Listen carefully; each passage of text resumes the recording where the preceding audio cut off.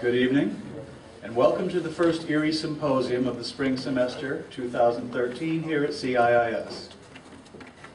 As with all of our symposiums and presentations, we're videotaping this so that it will appear in due course within a week or so on our website and our Facebook page so that you can watch it again there if there's something that you missed and would like to take note of, or you can tell your friends about it. So it will enter into archive. The theme of this evening's presentation is integration. Tonight we will have two presenters, followed by a panel discussion. There will be a break in between so you can refresh yourself, use the restroom, and so forth. Technically, we've scheduled an hour for each of them, but we're not going to rigidly stick to a schedule. We'll let it flow as seems best. Our first presenter tonight, my name is Adrian. I am a core member of ERIE. And with us tonight we have Rob and Larry and Krista, Tati, all core members of ERIE, helping to support in various ways. So our first presenter tonight, we're very pleased to bring back Howard Whitehouse, a CIIS alum, a graduate from East-West Psychology, the department most of us are from, but not all. He graduated with his PhD in 2004. Prior to that, in 1984, he had been a co-founder of the Human Science Research Institute at the University of West Georgia. Then he came here, and since he's graduated, he is an artist and a presenter and a certified massage therapist. Howie's dissertation was on integration, but he will speak, his updated vision of that this evening. Following that, we will have Carl Gnosis. Carl I met and saw present at a local forum called Tropolis and was immediately taken with his command of the subject and his easy, personable style of presentation that was very clear. At that point, I was sure that we should definitely get him here to present for ERIE, and now several months later, we're very happy to have him here as well. And in the panel discussion, I will join the two of them at the end, and we will entertain questions from the audience. Now, we ask that you not interrupt the presenter during their presentation. If the presenter wishes, they can entertain a burning question, something you've got to have answered, or you can't proceed any further. But overall, we would prefer that you write down your questions and reserve them for the panel discussion, when we will definitely be inviting discussion with the audience as well. All right then, without further ado, I would like to present Howard Whitehouse.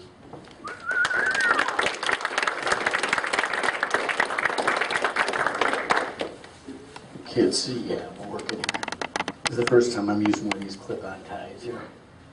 So, I guess I'll tell you a little bit about the context that the work that I came from.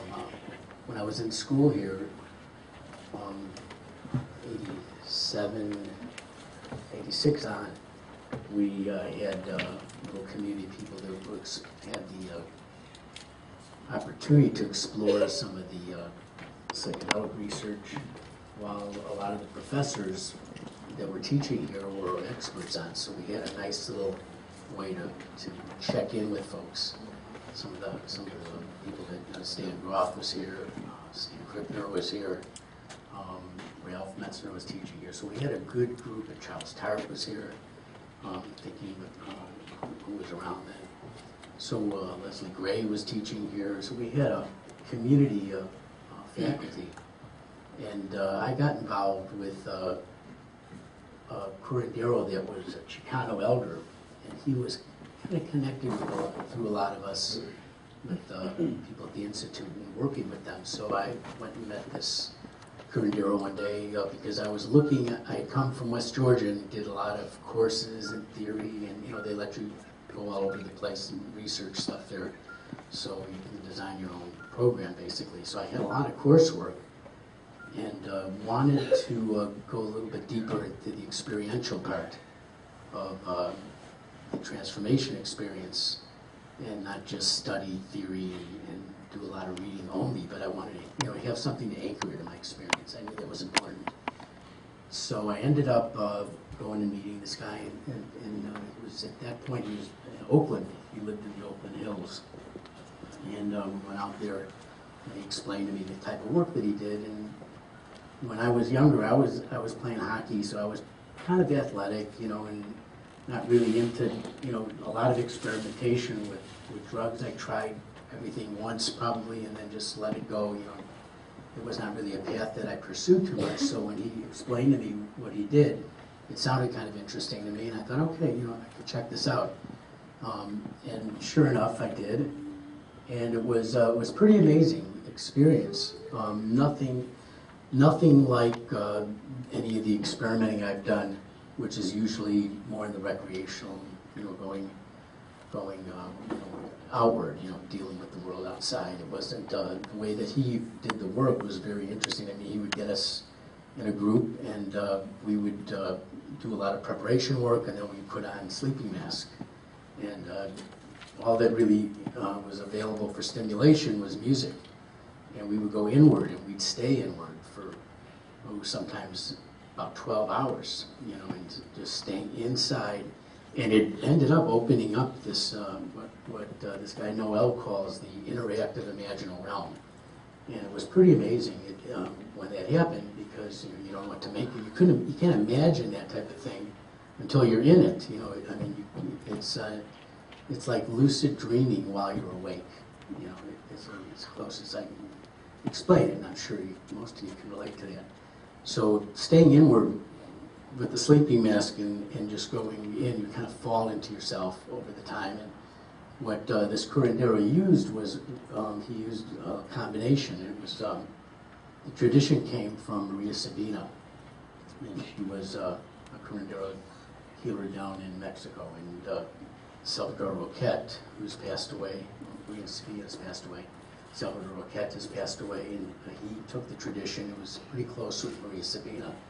And he ended up adding on, he was a psychiatrist, so he added on a couple elements to the shamanic work, because he realized he was working with Western people that came to him with pretty rigid, intellectual, intact, you know, mind that needed to be kind of confronted in the initiation process. So Roquette designed a shamanic initiation method where he would use the mushrooms, and then after the mushrooms he would add on the LSD to keep you out there for a while longer. That would prolong the journey for, you know, a good another 6 hours at least. And then if there were two different times he would use ketamine as well, and the ketamine would be used if you were stuck to help you move through something, or if you weren't stuck and you were just kind of blissfully relaxed, he'd want to push you a little bit further. So it was kind of interesting, because you didn't do all three of those all the time. It depended on how you were working through stuff. And so I ended up doing journey work like that, and for about 10 years, and I ended up working with Pablo. We kind of like, he was like a road chief in the area. We would go around and set up people's dens for afternoon work, and sometimes we would go out and rent a place for the weekend, and we had some pretty powerful experiences. So needless to say, so I had all the people here when I was working on my dissertation. I thought, I'm going to just do the work of looking at how to integrate this, because I knew it was like two worlds open up, so now you have to deal with it. So I made that my research project. And I gave you guys some handouts, that I want to quickly go through a couple of those, and then I'll get into stuff here. But if you'll take a look at the one that I gave you, at the top there, I wanted to launch it off with these three references I have on there, and they all, you know, doing a little bit of the reading I saw, they're all talking about intoxication as a natural, you know, need for consciousness to be able to transcend the ego. So this is what I wanted to just put that into context. There's the first thing, so that we realize there is that desire. It is innate, and it's, if you look down to the next section there, the spectrum of intentions. And I put this together from the resources at the bottom, and including myself as well. And I figured I'd get myself out with some of these big names here, I guess. So you have sacred on the top, and profane on the bottom. And they're not rigid categories. I was just trying to show some of the spectrum there. And you can see there's a full range of intentions that you could go into doing the work from. And then when you look down at the next piece there, there's the triggers. So these are the things in the world that could set off one of these intentions. So if you look at the combination just between these two little charts that I show you, you can see you could have a multitude of intentions and reasons for engaging with any of these triggers down below. So the possibilities are really limitless. And then if you take it for a given that intoxication is one of the innate drives, then you see what we're dealing with. We're dealing with something that's, as Linden and Siegel were talking about, it's evolutionary. So it's something that's built in. So then the question should be, well, why? You know, what's the purpose of that? Well, initiation used to be something that was in cultures all the time. And the different ways that it was articulated was these 12 metaphors that you see down below. And I got this directly from Ralph Metzner's book, The Unfolding Self. And I thought this is the best I've ever seen, 12 themes of what the journey is about. So this kind of sets the context for this type of work. And I just wanted to say, too, where the triggers are, my sense is, from trying most of these things on the triggers, that the ingestion of the psychoactive substance is probably one of the most powerful, if not the most powerful trigger to use. And so it makes it what they used to call, Pablo used to call medicine work. And he said that in reference to that it wasn't medicine play, which would make it more on the profane side of the intentions, like, you know, for recreational, for social interaction, you know, which is not, none of these things are necessarily bad, but when you get down to, you know, dulling the senses and escaping, you know, that brings up the question, you know, how long can you go? And I'll talk more about what that looks like. I got some diagrams here. I'll show you what my hit is on the healthy development and the profane. And I use the word profane as decadent, incomplete, derivative. So that it's kind of the way Merceliade used the term, and I like that one because it shows that there's something missing. So something that's profane, if it were expanded out or included more, would be moving toward the sacred. So that's the use of the word profane. So I just wanted to go over that, and also, you know, I just want to say that, you know, since the theme of this is integration, that the integration process really could be argued to start from the moment that you hear the call to do some of this transpersonal work. So because you're starting to look at other worldviews, and in doing that, you're questioning your worldview. So the integration, the letting go, and your opening. So integration starts right in the beginning when you hear a call and you start preparing for whatever path you're going to take. So that's just something to think about. So there's a complex, you know, little network I just set up here, and it's intentional to just put a real broad map down for when the talk happens later, okay? All right, so then the next, what I want to go through here are the movements of consciousness. So these are some of the things that in general, there's a lot more, but these are some of the main ones that I wanted to focus on here with the integration. And Metzner, again, is a real good person for this, and he was talking about 3 ways consciousness can alter: expanding, focusing, and shifting. And that adds a little more complexity to the map here that I'm making, because people that are scattered are going to do something in a way of healing, and they're going to learn how to focus. Someone that's very rigid and focused, when they do medicine, they're going to learn how to open up. So there's different movements of consciousness depending on where the person's at and what their type is. And then you have a total shifting of consciousness that can happen as well. And that might be, for example, when someone is avoiding a certain experience or some traumatic event that they move away from, the medicine can throw you right into that. So that would be a shift of consciousness. It could also be seen as an expansion, but just for practical purposes, Metzner put these 3 different ways because these are the things that he found, and it's a good setup just to think about. Joanna Macy, who used to teach here as well, she she summed it up in two little moves here. That you see the two central movements of consciousness, going outward to gather information and bring the information back, which is, quite shamanic. Most of the journeying done in shamanism, as you all know, is to bring something back to the community, through yourself in your own creative way. So there's also an interesting little thing here, and I got from Metzner and Eliade and Maslow, and this is the difference between an altered state, which are powerful and usually short duration peak experiences, and you compare that to altered traits, which is more when the integration is happening. Your long-term, the time is more long-term, and it's more of a plateau experience because you can't sustain, these peak experiences for too long. It could be detrimental in a sense, even. So when I was doing my summing up of when I interviewed 8 people that were experts in the field, of shamanism, and they had demonstrated that they returned and were giving something back to the community. That was the criteria that I put these 8 folks.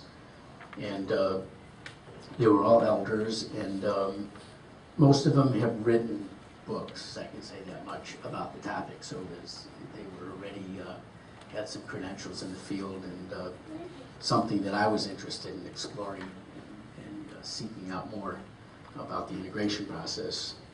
So I got a good phenomenology and a nice map, and the phenomenology just means it comes from the experience of these people rather than just a theory first that you test. It kind of comes up out of their experience, you map out. So I mapped an interesting trajectory that came out, and I put it up on the board here too.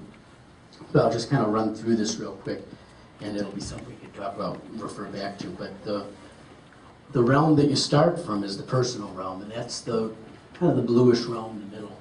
You guys can see over there? And that's kind of a circle in the middle there is where you start from. And then when you get into the transpersonal experience, you're expanding way out, and the lines there on the largest circle, you notice, are broken. So what it's supposed to mean is it's not a closed place that you're expanding out into. It's very open. But you definitely see new horizons open and new unknowns emerge, and you definitely come up against new things. So it's kind of a permeable, larger space that you expand out into. And then when the journey is over and you're coming back, you end up in what I'm calling here the interpersonal, interrelational realm. And you bring back the information from the larger realm, and you notice there the red area is the interrelational, interpersonal realm. There's a growth that happens. So you expand out in all 360 degrees, really, in all dimensions. And that means, in a sense, that things that were called shadow material, or things that were left out of your consciousness, are also now part of it. Some of the shadow stuff can be personal stuff, and it can also now include, after the initiation, collective unconscious stuff that's coming into consciousness. So there's a challenge there dealing with what's your material and what's the collective material that you're tuning into for some reason, and maybe be able to give some light to it.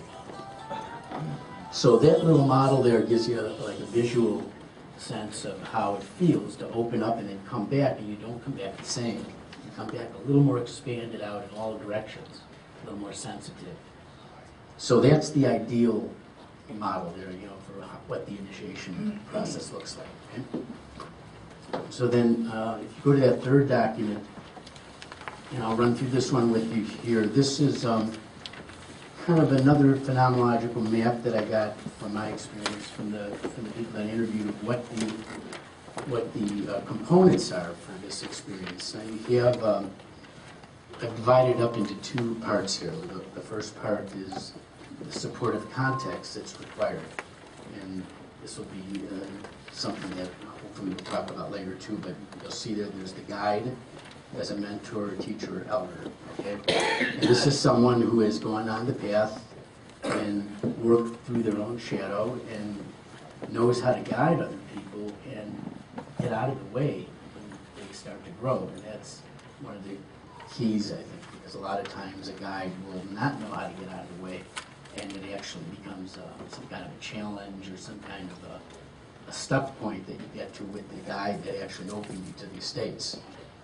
So the question to think about there is, are there helpful guides available in our culture now for initiation? You know, that's a real question to ask whenever you're looking for someone to be part of your team to open up and do any kind of work. Then you have number 2 here, the intact sacred initiation rite of passage. There's a lot of, like I was talking about, derivative ones and complete ones, ones that'll take you halfway there, and the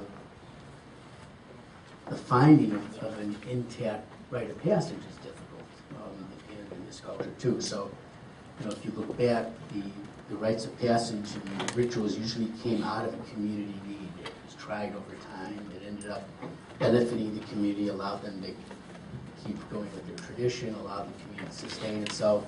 So it's something that emerged naturally. It wasn't really fabricated, you know, and constructed without it being embedded in the community itself. So being that we have a highly diverse community here in this country, and many religions, many ethnicities that we draw in, it's difficult to really find, well, what is available in a way that anybody can tap into and use as a rite of passage. So this becomes kind of one of the things that happens when we have a culture that for so long has highlighted the individual and individualism. You lose a context, you know, out of which you find ritual rites of passage that kind of hold things together. We have a lot of decadent ones. We can get into that about, you know, we have rites of passage that going into work, you know, the vocation used to be a way that people would find meaning, and then you had nationalism becomes one, and you have the military has become a decadent one. I'll talk more about that later. But so you have a lot of incomplete ones, and when you have consumerism cooking away at you, it's pretty easy to fall into the trap of going from one to the next, seeking, because there's a lot of things on the plate to try. So the question here is, does it take you fully through the whole process, from the beginning, the preparation, to giving you the experience that you need to have an ego death experience rather than a literal death experience, and come back and integrate back into a community. So that's number 3 here, the community that supports the individual.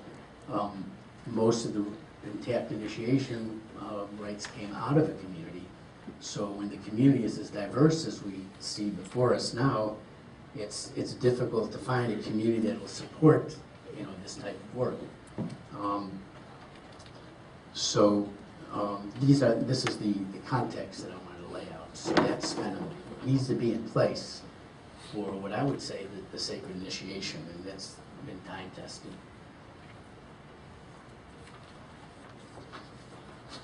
And the next part on there that I wanted to talk a little bit about was the personal experience of going through. So you have certain stages that show up. Usually, you know, some kind of a progressive order. You'll feel called, you know, there'll be a certain call to want to explore and do the work, and then there's preparation, and the community plays a big role in that, as well as the guide, so that you get prepared for the work. And that can take anything from hours to months or years sometimes in some traditions, where they prepare the people from a certain age to be initiated. So that's one of the important parts, is the preparation. And then you have the shamanic ordeal proper, you know, where it is, okay, so this is the initiation moment, and there's 4 things that I've highlighted there that can happen, and this again is just a phenomenological map. It's not what happens to everybody, but these are stages that show up, and sometimes in different orders. But the first experience is a temporary deconstruction of one's customary perception, boundaries, and worldview. And then there's the activation and encounter with the shadow realm of the psyche, and the shadow in the sense, kind of using it in the Jungian sense, where it's the things that have been left out, forgotten, disregarded, or just you didn't have an ego structure to begin with that you were aware of, things that you didn't have an ability to make sense of. That kind of thing comes up in a lot of the trauma stuff. People just didn't have an intact ego structure to understand what was going on, so it gets kind of repressed. So this is the second stage of the shadow, and then the third is the initiation of a dynamic interplay between previously disassociated aspects of the psyche, and that's the natural occurrence that comes up when you open up the shadow material. Now you've activated all these new dynamics that could seem contradictory, and hopefully, if you are able to hold the contradiction, can turn into paradoxical reality, and it could actually be the beginning of a larger holding space to hold differences and diversities within yourself. And the fourth step is the emergence of novel sensitivities and qualities of awareness. And you can call that the transcendental function. And that's where the interaction is occurring between all these aspects of consciousness and something, it's almost like a higher order simplicity emerges from complexity. And it's, this is a guy, Skolimowski, that used to teach here. He talked about a higher order simplicity. And a good example of it would be our bodies, okay? So we got like 20 different systems functioning in their own area, the circulatory, the nervous system, etc. So you have each system is functioning on its own, but it gives rise to consciousness into a body that works, that it can move through space and make sense out of things. So that's an emergent quality. It's almost a higher order simplicity in each of the systems. So it's a way to think that things just don't get more complex. They also, at a certain point, they kind of cook, and they'll concretize and turn into a higher order simplicity that emerges, emergent quality, I call it. The fourth stage on a little map that I gave you there was the return and the integration, bringing back the boon or the gift that can be shared with the world. That's from Joseph Campbell. And so this is where now you're looking at whatever's been activated, and now in more or less sense, you have two worlds that are kind of resonating at once. So this is where some of the challenges that we'll talk about. Let's see what else here.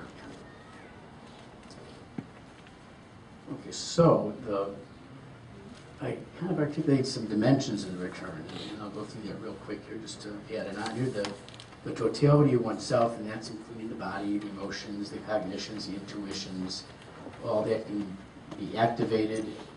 And not only that, but you get your own indigenous roots might be calling you. Now you start to wonder, well, where are my roots that I left in wherever it was that we migrated from? So each of us has a tradition that we're connected to, that we probably left behind in coming over here to this country, and even if we were here, it goes back farther, our ancestry. So that becomes activated.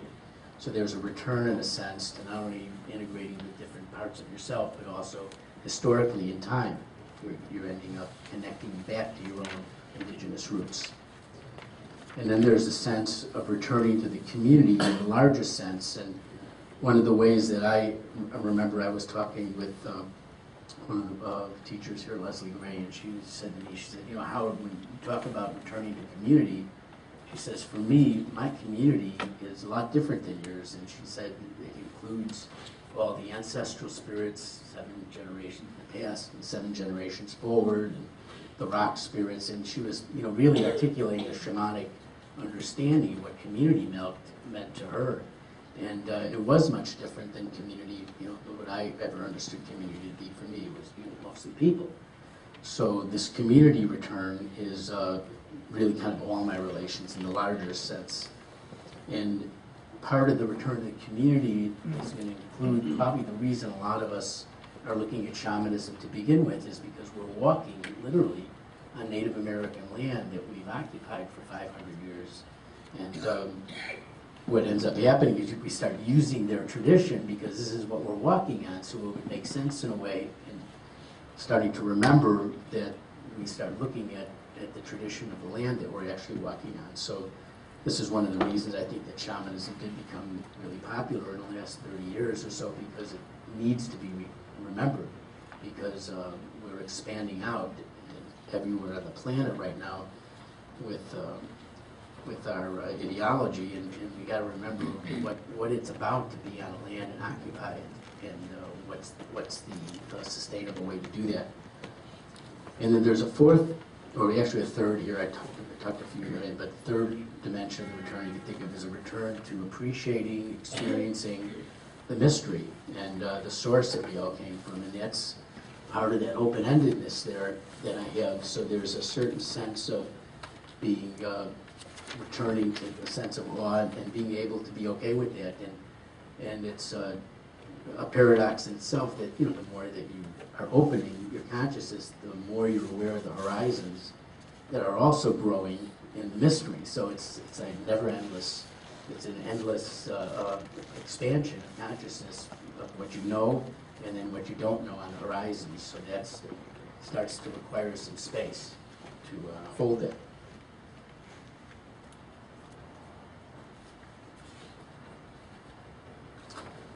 I have a little Jung quote I'm going to read here, and it's from Man and His Symbols, and Jung says here, "There's one striking difference between the hero myth and the initiation rite. The typical hero figure exhausts their efforts in achieving the goal of their ambitions. In short, they become successful, even if immediately afterward they are punished or killed for their hubris. In contrast, the novice for initiation is called upon to give up willful ambition and all desire, and to submit to the ordeal. He must be willing to experience this trial without hope of success. In fact, he must be prepared to die. And though the token of his ordeal may be mild, a period of fasting and knocking out of a tooth or tattooing or agonizing, the affliction, the afflictions of the wound of circumcision or other mutilations, the purpose remains always the same, to create the symbolic mood of death from which may spring the symbolic mood of rebirth."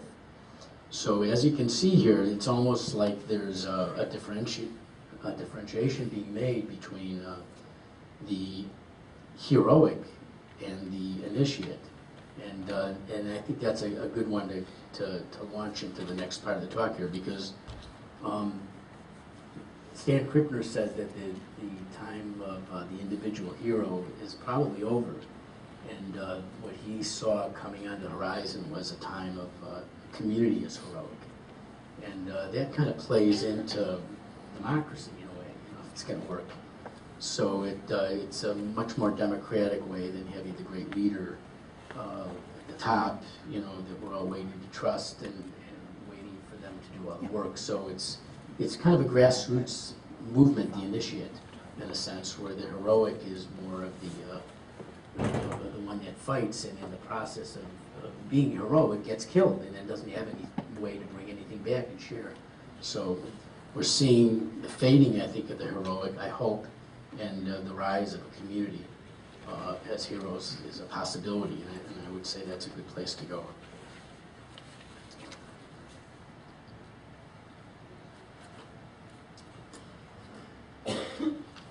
So let's see, so what I'm going to suggest here, now I can get into, if you want, a little bit here about more of the details about the 4 stages, but I think at this point I just want to set this up a little bit further with the 2 different ways of going on the path, the heroic and the initiate.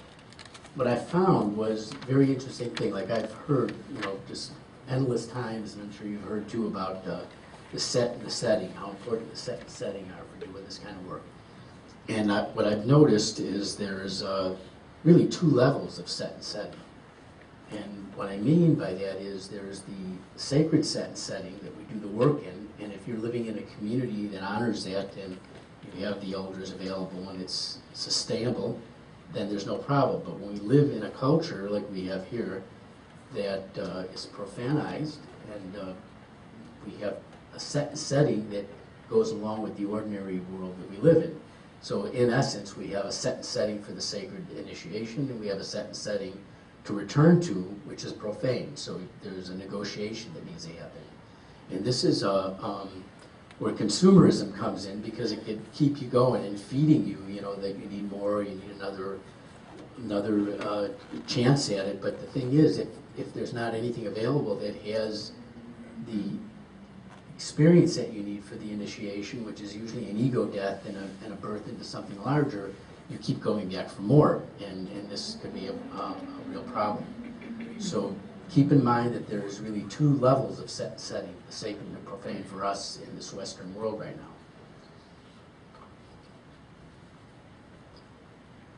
So Stan Groff put an interesting quote. He was talking about, he says, when I interviewed him, he said, I think it's a very difficult situation. I believe that on the one hand, we need some very powerful technology to shake us out of the naturalistic framework. And on the other hand, people who are having powerful shamanic experiences in our culture have a very hard time. One problem is they have the experience in the right context, one that is really conducive to deep self-exploration, completion, and integration of the experience. There are things we can do with the right setting, guidance, and so on to help people integrate the experience as well as they can. The right setting is extremely important. Then you have the second problem, which is the interface with the culture. The ideal would be to have a fellowship of seekers. I'm not talking about formal religion. I'm talking about a community of fellow seekers who can share experiences and, in a sense, support each other in this new worldview. So this is just to give you an idea, like that this is the real challenge at this point. That you have to have these context pieces in place for the initiation to be complete. You know, and if you think about it, with the community breakdown, what does that look like? Well, we used to have extended family, and then we moved into having the nuclear family, and then we had the absent father family because the father was working to support everybody else in the family. Then you had the phenomena in the last 20 years of the absent parents family. Both people are working, and then you have now the absent child family, which means the oldest child is raising the youngest child. They can't even be kids anymore. They have to take the place of having no parents around. So you have this whole extended family broke down. The grandparents are not living in the same community. When I was growing up in Chicago, my grandparents lived upstairs of us. That was close enough, but it worked out pretty good. Because when I get in trouble with my parents, I'd be able to go up there and cool out. My parents would have some time. There was a structure in place. Now the grandparents are in a nursing home. The grandparents are shipped off, you know, on their own, and you don't have any context. And so you have a really broken down system. And that's basically, I think, what kept cultures together was the extended family, which used to be called a tribe, you know. Okay, so there's a lot of things here that a lot of people have written stuff about the perils on the path and trying to integrate. Most of it is finding the context to have the experience in, I think. And I think that is the first part. And if you have the proper guide and community support, you can go in deep and you can engage with these things that will come up. And the medicine has a tendency to bring you there. It shines a light on these things. So I want to just outline one other thing here. I have to get a chair out of it so you can see. I did a map here again. I've been doing like art lately, so I'm drawing maps. So you get kind of put up with them here. I've got one over here that it looks like a mandala, pretty much. You know, balanced circle. Go out, way out to the edge, or explore something. Notice you come back to the center, and you go out in the other direction. You're coming back to the center. Every time you go out and explore another dimension of yourself or the world, you're coming back into the center, and you're in effect building a center, you know, by exploring extremes. And that would be, you know, a way to look visually and graphically at what healthy development might be. You know, being able to be addicted to everything a little bit, you know, is another way of saying that. So in comparison, I was looking at, well, what's the phenomena going to look like visually if I would do like what unhealthy development, maybe in the extreme would be addiction, okay? So what I got was if you start out the same way, and you can see there's a little bit of similar thing going on here. You're moving out, checking different things out, but soon you end up getting on a path here, a trajectory, where you're just getting into one area, you're neglecting this area here, which kind of becomes shadow. And this is the region that you don't explore. So what ends up happening in this kind of a movement where you're just going out in a very linear way and not exploring in a mandala-like fashion there, you end up shifting your center. because the phenomenon of going out in one direction and not returning in through ends up shifting. You create a false center. Your center actually will shift, and this is, you know, put in a lot of different ways. It's a state of sleep, a state of unconsciousness, a state of, you know, a false persona type thing that gets structured in between this journey. Now, the trajectory of this type of thing would be to go out to a breakdown, and the breakdown will happen. And if you think about it, the initiation path is looking for you to have a breakdown and a deconstruction of the ego, not of your whole body, though. An addiction could bring you to a breakdown of the body, a literal death experience. And take, for example, you know, people that are going into the military, and they're brought into basic training, and they're initiated. It's kind of a rite of passage to go in. And there's a lot of similarities between, you know, the military and the sacred initiations. But there's major differences, and you don't hear about them. There was a guy that was on Bill Moyer's show. He wrote a book, and he was talking about his Vietnam experience, and he was saying that, well, you know, the experience of war, I think that's what the book was called, Experiencing War, or what war is like. And he said, well, it's kind of like a mystical experience. You know, the sacred and the profane are all there together. Well, Bill Moyer let him get away with that. I don't know if any of you heard that, but it was really interesting because doing a decadent or incomplete or derivative initiation is very different, because if you remember, the sacred initiation is about ego death, and it's about not a literal death, it's about an ego death, and it's about experiencing the sacred interconnectedness. Now, if you look for this example about the military, that is about dualism. You know, they break you down in basic training, and then they implant in you a dualism. It's like friend or foe, you know, life or death that really represents. So, and you're having this dualism inserted into you at the time where you're broken down, and it goes in pretty deep. And you're not going to go out and have an ego death experience, but you could most likely have something closer to a real death experience when you're engaging in warfare. So what you end up getting in a profane, that's a good example of what a profane initiation looks like. You think you're being initiated, you are being initiated, but it's an incomplete one. It's not a sacred one.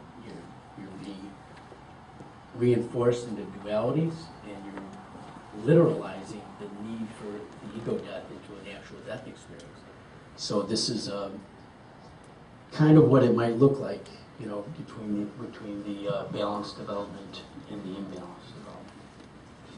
Let's see.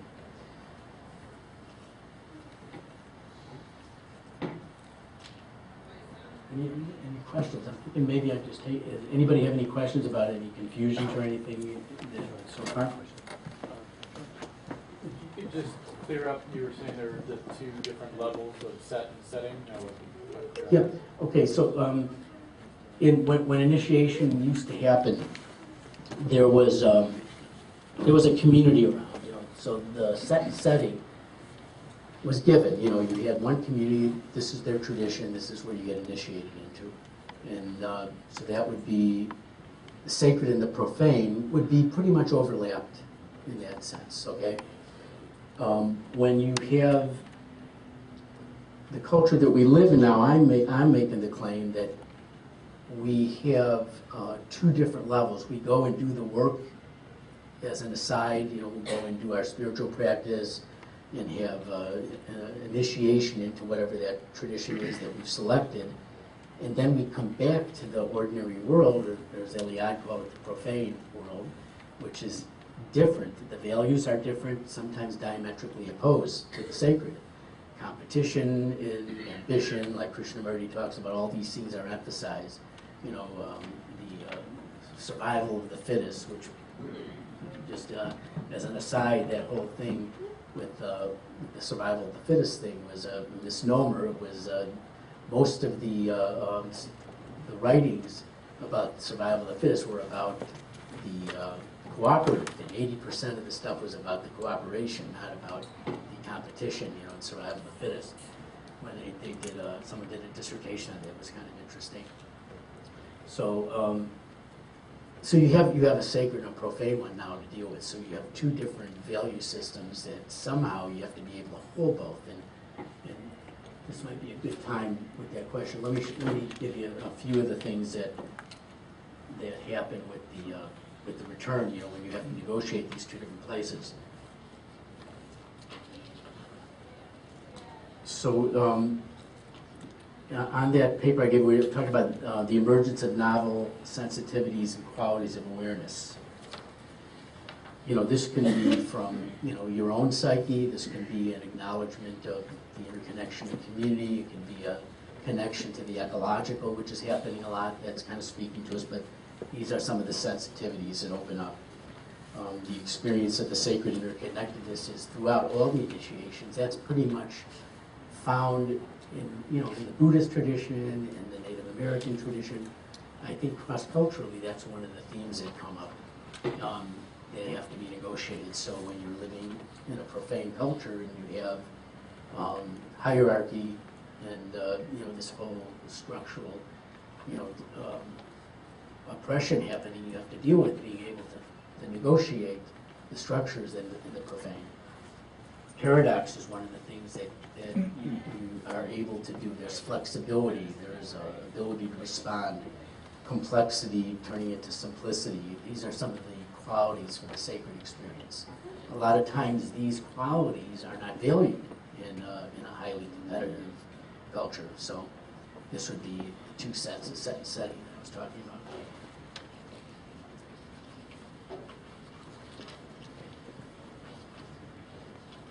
A friend of mine was talking to me the other day, and he went over some of the experiences: empathy and compassion, sensitivity, an openness to receive, a recognition that everything is what it is, which is a very Zen-like recognition, a realization that part of myself died. Well, that's totally an issue, like an experience of initiation, contact with primal energies would be from the transpersonal. So these are some of the qualities that you come back with that you have to work through. So I'm getting a sign from Adrian that my time is pretty much up, so I'm going to let it there, and then please jot down any questions, and hopefully we'll have a dialogue after. Thank you, Dr.